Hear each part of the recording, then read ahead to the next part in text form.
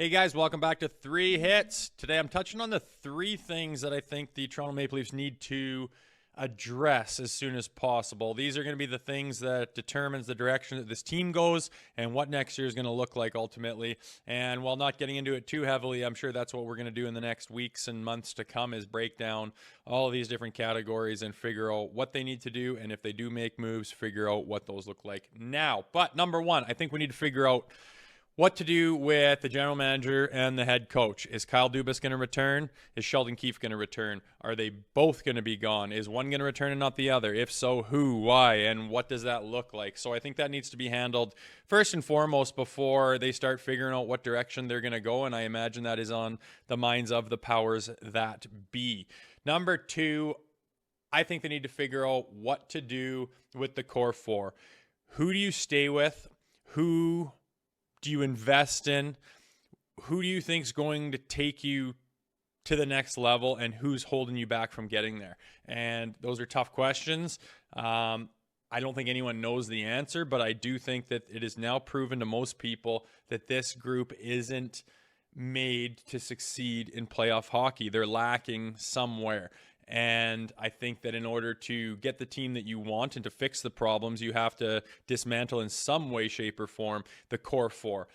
Who that is, I don't know. Again, that's what we're going to be getting into in weeks to come, but something that needs to be addressed. And in my mind, the sooner the better.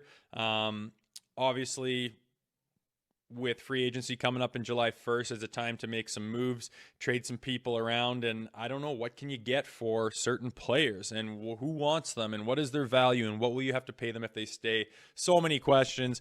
Be a good time to get Frank Saravalli on when we're talking about that, because he is the man with those types of things. Number three, they got to figure out what to do with Matt Murray. I mean, can you just send him to the minors? Can you keep him on long-term IR? Has there ever been a scenario where a guy is healthy and they're kind of convincing him to just stay on long-term IR? Is that even legal? What are the ramifications of any decisions made with Matt Murray? Because I'm quite sure in my mind that they are going to go with Ilya Samsonov and Woll in this tandem for the Toronto Maple Leafs goaltending situation.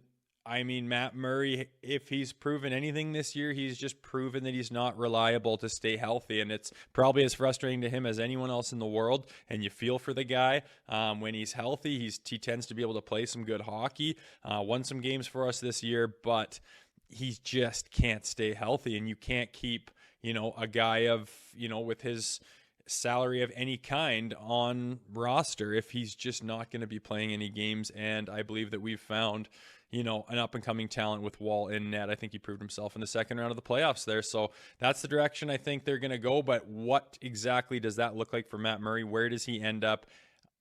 Where does he go? And what does this look like? I believe is going to be pretty interesting coming down the pipe. So time will tell. Again, we're going to be breaking these things down on Leafs Morning Take just about daily like we have been, and send us your opinions, send us your thoughts on these kind of categories and see what these guys need to do, because there's no doubt that this time of year when things don't go well, the wheels start turning and people want to see some change. So we'll see if that happens.